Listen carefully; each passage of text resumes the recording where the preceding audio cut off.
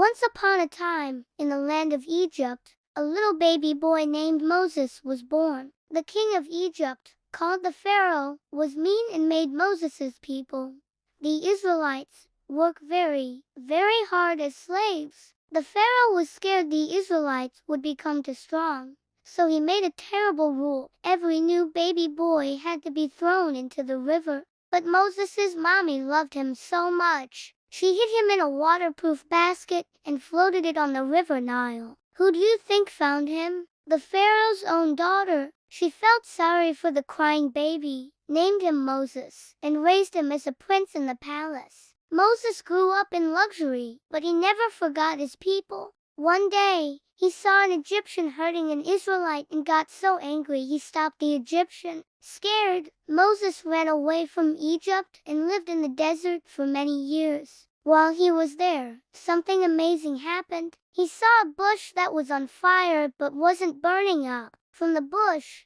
God spoke to him. God said, "Moses, I have seen my people suffering. I want you to go back to the Pharaoh and tell him to let my people go." Moses was nervous, but he obeyed God. He went to the Pharaoh and said, "Let my people go." But the Pharaoh had a hard heart and said, "No." So, God sent 10 incredible plagues to Egypt. Frogs hopped everywhere, the sky turned dark in the middle of the day, and finally, the Pharaoh got so scared that he shouted, "Go, take your people and leave." Moses led the Israelites out of Egypt, but the Pharaoh changed his mind again and sent his army after them. The Israelites were trapped in front of a giant sea, but Moses held up his staff, and God did a miracle. The sea parted, creating a dry path for them to walk through. Once they were safely across, the water crashed back down on the Pharaoh's army. They were free. After their escape,